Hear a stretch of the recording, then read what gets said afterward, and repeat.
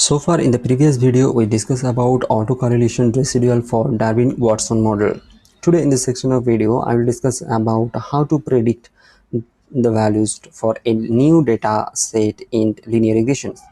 So maybe you make a model to linear regressions model, but how it will be performed on the new data set or then given data set, so we'll check it out here.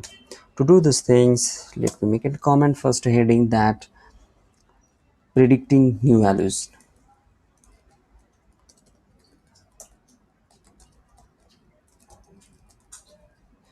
Okay, so you should have to make a model first. Okay, so how will do the model? You know very well that make a model m is equal to lm, which is a linear regressions model. After that I'm using air quality data and input values as you can say temperature, and making the air quality data, sorry, air quality data, and making the wind. Okay, and along with that I'm taking another things. There might be plus is there after that, sorry, air quality data. I'm taking it another one. Okay, I will take might be month. Okay, fine. Up to here it's my completed, so I can use another one as well. So let's give plus symbol and come to the down and air quality data. After that I'm using might be day.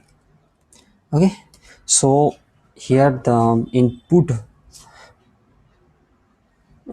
instances like 3, and output response will be on temperature. So let's run the model and see the values. So your model is successfully run. Now what happened, you will give the new values, so it will be like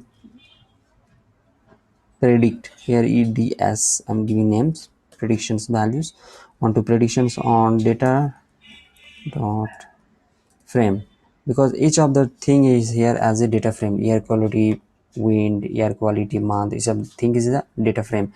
Now I should have to check with the new values, to where I'm giving the new values as a form of data frame.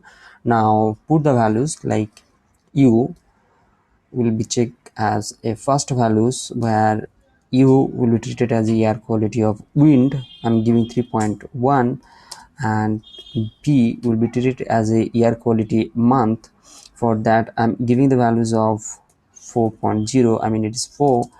And another one is there w, and w will be treated as a air quality of day. I'm giving the value for that 5.5. so up to here it is fine, it is the data framed. After that I want to make the prediction on that. Predict you will function you will call, and you will give the model. This is already built on your data set. After that you will be check it out with your predictions value. So new data is equal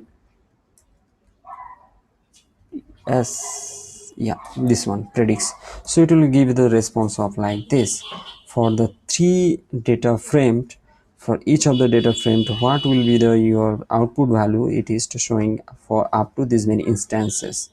You can check out here.